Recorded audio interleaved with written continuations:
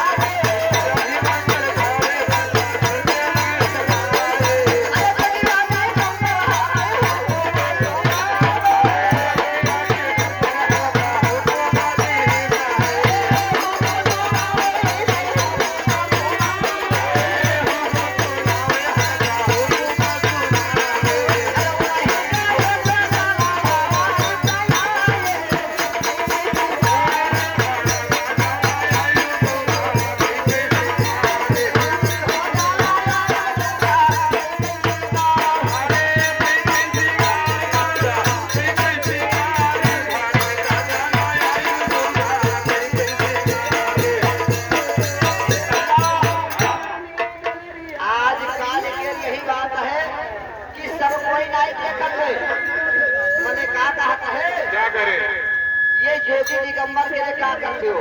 अरे ये ज्योति की अमराध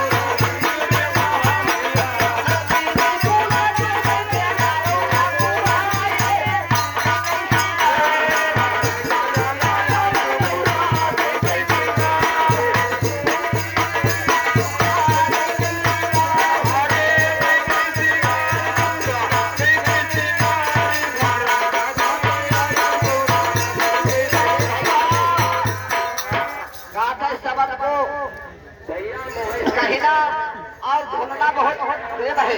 कहा गया कि सबको रंग महलगाई पसंद है। एक चाठो जब कोकुर जन्म माँ पिताजी के कोख में कोकुर जन्म लेते वही ज्यादा रंगी महल देखी है, ज्यादा रुपया देखी है और ज्यादा कपड़ा देखी है तो करीब है। और पार्वती जी का कहे कहा जब आगे लगे नहीं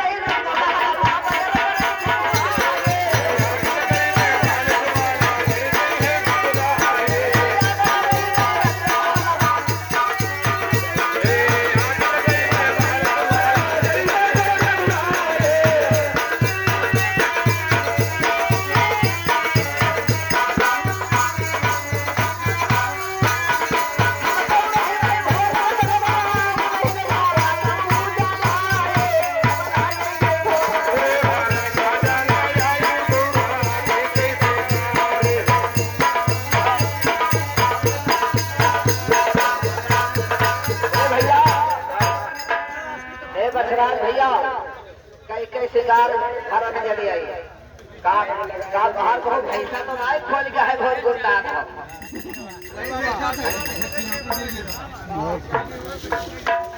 कहाँ जाते रहा है।